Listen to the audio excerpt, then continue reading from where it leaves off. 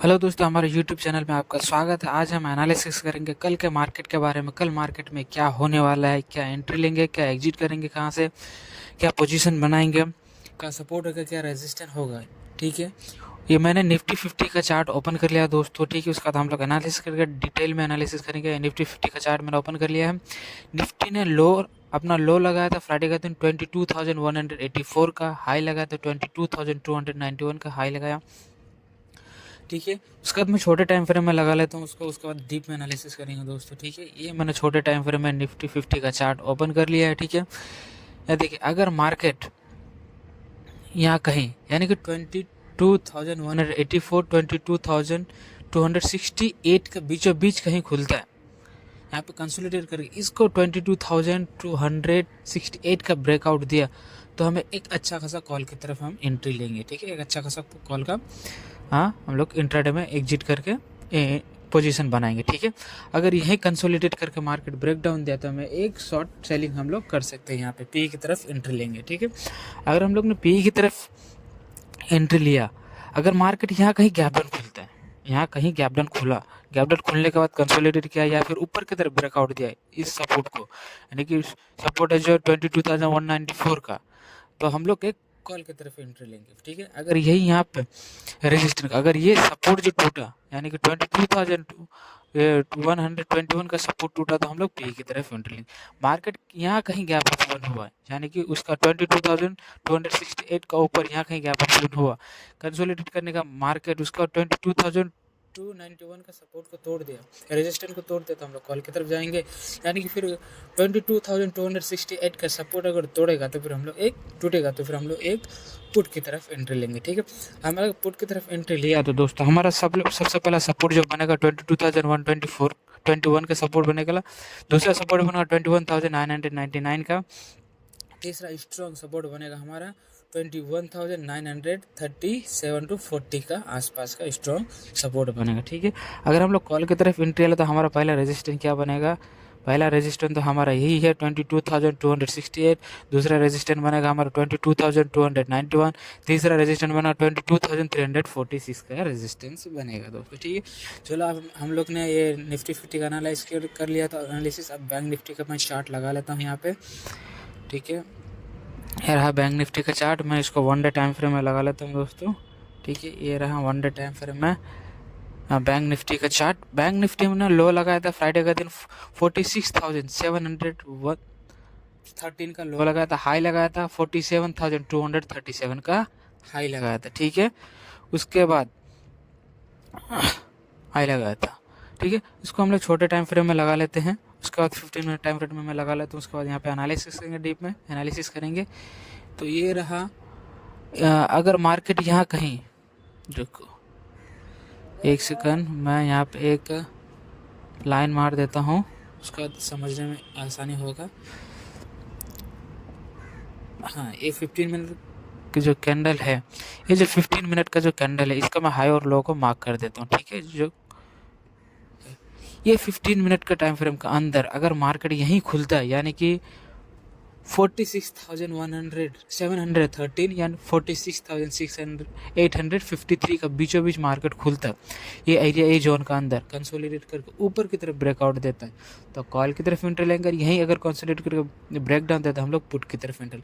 अगर मार्केट यहाँ कहीं इस सपोर्ट के आसपास अगर गैप डाउन खुला तो फिर सपोर्ट के पास, अगर सपोर्ट के बाद कंसोलिडेट करने के बाद अगर ये रेजिस्टेंस टूटता है, यानी कि तो उसका रेजिस्टेंस बन जाएगा ये पहला, यानी कि 46,713 का पहला रेजिस्टेंस बनेगा। ये टूटेगा तो हम लोग कॉल की तरफ एंट्री लेंगे। ठीक है, अगर मार्केट यहाँ कहीं गैप अप ओपन हुआ, ठीक है, ये रेड लाइन के आसपास, यानी कि इस रेजिस्टेंस के पास 47,237 के आसपास अगर कहीं खुला, ठीक है, अगर खुलने के बाद, ठीक है, मार्केट अगर खुला यहाँ पे कंसोलिडेट करने आता अगर इसके पास या फिर इसका ऊपर, यानी कि 47,360 इसके बाद इसका बीचों बीच में कहीं मार्केट अगर गैप ओपन हुआ, ठीक है, तो अगर गैप ओपन हो रहे हैं यहाँ पे इस जोन में, तो अगर ये जोन टूटेगा तो पहला सपोर्ट इसका रहेगा क्या, 47,237 का सपोर्ट बनेगा।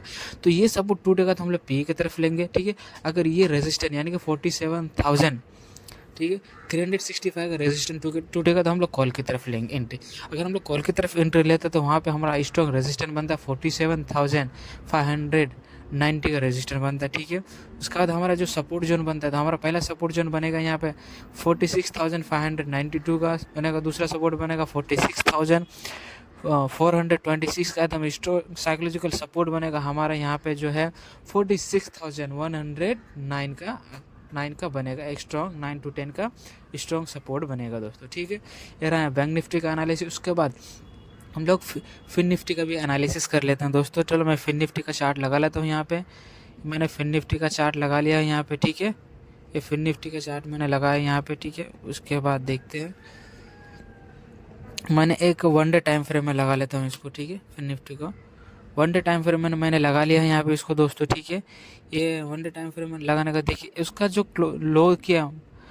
लो है उसने फ्राइडे का दिन और फिन निफ्टी ने लो लगाया 20,642 का, हाई लगाया 20,793 का हाई लगाया, ठीक है। उसका तो छोटे टाइम फ्रेम में हम लोग 15 मिनट टाइम फ्रेम ले लेते हैं, उसके बाद डीप में एनालिसिस करते हैं इसको, ठीक है।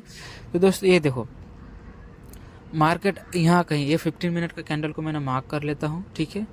ये 15 मिनट का क्लोजिंग कैंडल बहुत ज़्यादा इंपॉर्टेंट रहता है हमारे लिए, ठीक है। ये रहा 15 मिनट का क्लोजिंग कैंडल, ठीक है। ये 15 मिनट क्लोजिंग कैंडल, यानी कि इस कैंडल का अंदर इनसाइड कैंडल में अगर खुलता है, अगर इनसाइड कैंडल ब्रेकआउट होता है तो कॉल की तरफ, इनसाइड कैंडल अगर ब्रेक डाउन होता है तो पुट की तरफ हम लोग एंट्री लेंगे, ठीक है। अगर यहाँ कहीं गैप डाउन ओपन हुआ इस सपोर्ट के पास 20,642 के सपोर्ट के पास अगर गैप डाउन हुआ तो उसका पहला रेजिस्टेंस बनेगा 20,642 का रेजिस्टेंस बनेगा, तो ये रेजिस्टेंस टूटेगा तो कॉल की तरफ एंट्री लेंगे, ठीक। अगर मार्केट यहाँ कहीं गैप ओपन हुआ यानी कि 20,793 का यहाँ पे ऊपर गैप ओपन हुआ तो उसका पहला सपोर्ट यही बन जाएगा 20,797। ये सपोर्ट टूटा तो फिर हम लोग एक पुट की तरफ एंट्री लेंगे, ठीक है। उसके बाद अगर पुट की तरफ एंट्री लेंगे तो हमारा जो पहला साइकोलॉजिकल सपोर्ट बनेगा दोस्तों वो है 20,642 का बनेगा, दूसरा बनेगा 20,552 का, एकदम जो स्ट्रांगली सपोर्ट बोलते हैं जिसको, ठीक है, वो बनेगा 20,460 to 65 70 के आसपास का स्ट्रॉन्ग सपोर्ट बनेगा, ठीक है। उसके बाद एक देखा जाए यहाँ तो एकदम सिमेट्रिकल ट्रायंगल भी अच्छा खासा बन रहा है यहाँ पे फिन निफ्टी का अंदर। देखो यहाँ पे मैं आपको यहाँ पे दिखा देता हूँ, जूम करता हूँ थोड़ा, ठीक है। ये देखो इसका सिमेट्रिकल ट्रायंगल बना है दोस्तों यहाँ, ठीक है। ये सिमेट्रिकल ट्रायंगल यहाँ पे अगर ये सिमेट्रिकल ट्रायंगल टूटता है तो हमारा एक अच्छा खासा कॉल की तरफ पोजीशन बनेगा यहाँ तक, लेकिन टारगेट हमारा रहेगा 20,897 का पहला टारगेट रहेगा, ठीक है। अगर ये अगर ट्रेंड लाइन ये सिमेट्रिकल ट्रायंगल ब्रेक डाउन दिया तो हमारा एक अच्छा खासा कॉल की तरफ हमारा एंट्री बनेगा, तो हमारा पहला एकदम स्ट्रॉन्ग टारगेट रहेगा 20,460 का टारगेट रहेगा हमारे दोस्तों, ठीक है। आप भी खुद एनालिसिस कर ले दोस्तों, ठीक है। और उसके बाद मैं ग्लोबल मार्केट दिखा देता हूँ, ग्लोबल मार्केट क्या है फिर देखते हैं। तो डाउ जोन्स पॉजिटिव में चल रहा है दोस्तों, SP 500 भी पॉजिटिव चल रहा है, नास्डैक थोड़ा वीक दिख रहा है, तो IT सेक्टर शायद वीक में नज़र आएगा, बाकी सेक्टर तो फिलहाल ठीक ठाक साइड में ही दिख रहे, कुछ ज़्यादा स्ट्रॉन्ग और बुलिश नहीं दिख रहे दोस्तों। उसके बाद हम लोग थोड़ा सेक्टरल ओवरव्यू देख रहे हैं दोस्तों, ठीक है। देखिए तो मीडिया एंटरटेनमेंट थोड़ा स्ट्रॉन्ग बुलिश था, कंस्ट्रक्शन भी फ्राइडे को स्ट्रांगली बुलिश है, और PSU बैंक और निफ्टी ऑयल एंड गैस और मेटल ये तीनों सेक्टर कहीं ज़्यादा वीक नज़र आ रहा है दोस्तों। मैंने अभी IT का बोला था कि डाउ जोन्स नीचे है तो IT सेक्टर ऑलरेडी पहले से माइनस में, तो हो सकता है IT सेक्टर में कल का दिन यानी मंडे का दिन कल थोड़ा ज़्यादा वीकनेस देखने को मिल सकता है, ठीक है। उसके बाद हम लोग मार्केट ग्रिड में देखा जाए तो फिलहाल यहाँ पे एक्सट्रीम ग्रिड में देख रहे हैं मार्केट हेल्थ का अंदर, ठीक है। तो अब अगर यहाँ पे एडवांस और डिक्लाइन देखा जाए तो NSE 500 का 339 एडवांस है, 309 डिक्लाइन है, FNO का 93 एडवांस है, 93 डिक्लाइन है, इक्वल है दोस्तों। निफ्टी 50 का 24 एडवांस है, 26 डिक्लाइन है, ऑलमोस्ट ये भी 50-50 है। और बैंक निफ्टी का 4 जो सेक्टर है वो एडवांस में है, 8 सेक्टर थोड़ा डिक्लाइन है, तो बैंक निफ्टी थोड़ा वीक दिख रहा है, निफ्टी 50 एकदम न्यूट्रल दिख रहा है, FNO भी न्यूट्रल दिख रहा है, NSE 500 अप्रोक्स ये भी न्यूट्रली दिख रहा है फिलहाल दोस्तों, ठीक है। आप भी खुद एनालिसिस कर लीजिए, उसके बाद एंट्री और एग्जिट का पोजीशन बनाइएगा दोस्तों। हमारा वीडियो कैसा लगा आपको दोस्तों, लाइक और सब्सक्राइब करना ना भूले, ऐसे वीडियो में लेते आते रहूँगा आपके लिए। थैंक यू सो मच, धन्यवाद।